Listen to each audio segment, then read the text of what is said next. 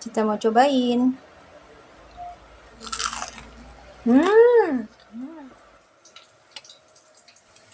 Endul angkat dan siap untuk plating.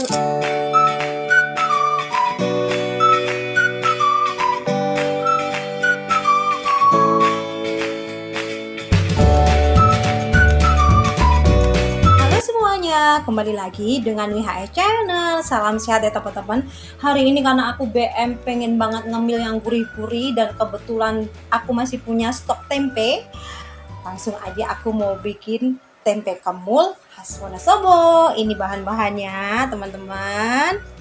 Yang pasti ada tempe, ada tepung serbaguna, tepung terigu, tepung tapioka, ada garam, kaldu jamur, ketumbar bubuk, kunyit bubuk, ada kemiri, ada bawang putih, ada daun bawang, juga ada cabai yang sudah dipotong-potong. Ini opsional ya teman-teman. Juga ada air es. Langsung aja kita akan eksekusi. Oke, buat kemiri dan bawang putihnya sudah aku haluskan.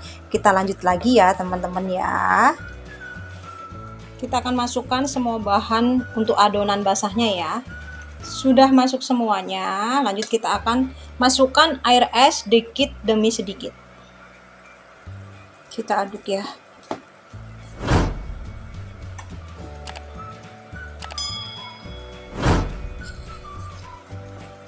Oke, seperti ini cukup.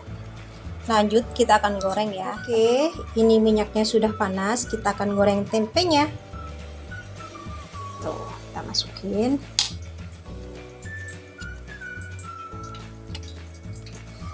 Seperti ini ya teman-teman ya. Kita akan goreng sampai matang.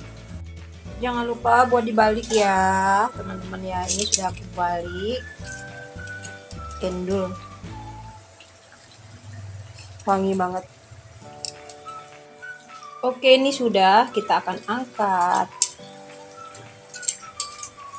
dan lanjut kita akan goreng buat selanjutnya.